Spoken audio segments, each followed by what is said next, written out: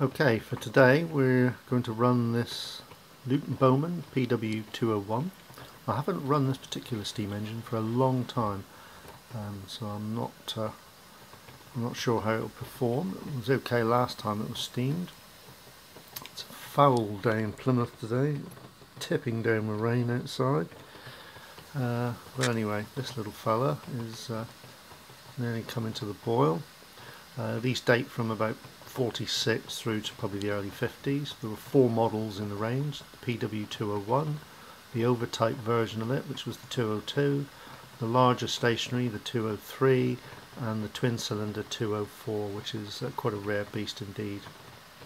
This is in entirely original condition, apart from obviously seals on the safety valve and the overflow. While I'm on about the safety valves, you notice that has got no red paint on it. There are a lot of poor reproductions out there at the moment which seem to think there were red paint on them.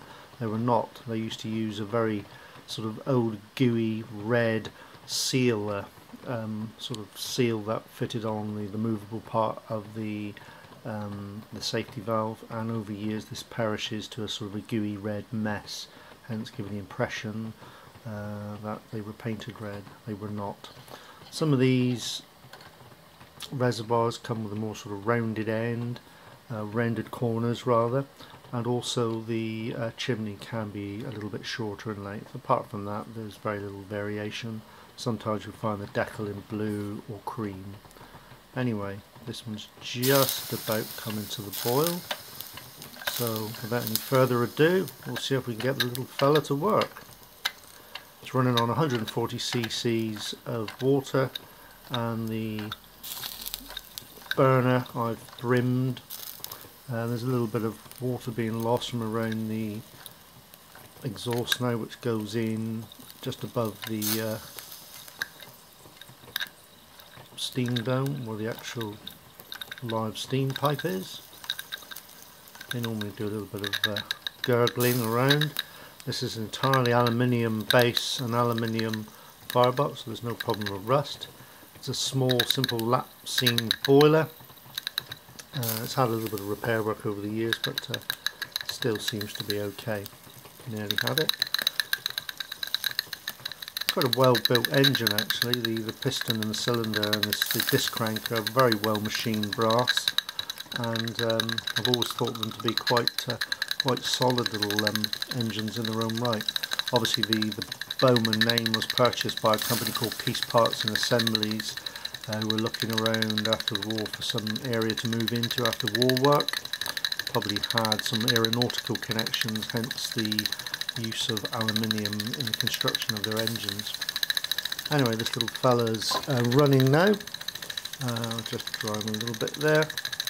You can see it's a very, very small engine, say when compared to a Valesco D20, but still quite a collectible engine in its own right.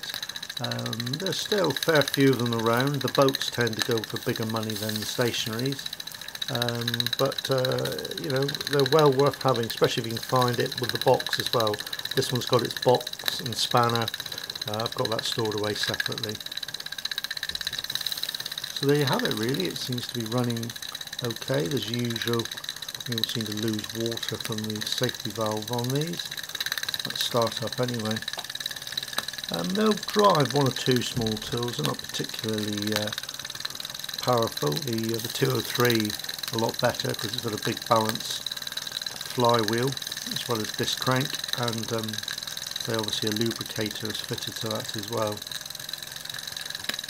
The 202, which is a little bit harder to get hold of, it's just essentially the same engine fitted on a cradle above the boiler to sort of make something that's very similar to a Maymod Minor 1.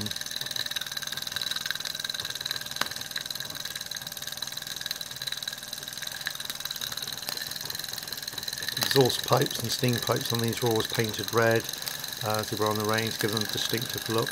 Very curious that the plain products, Latimer L5, also had a very similar look to the PW203, and that had red steam pipes and the typical oiler which was fitted onto the engine frame there, feeding directly into the steam line. there you have it, the Luton Bowman PW201, dating somewhere from the immediate post-war period to the early 50s, in Steam for the first time in, must be about 3 or 4 years.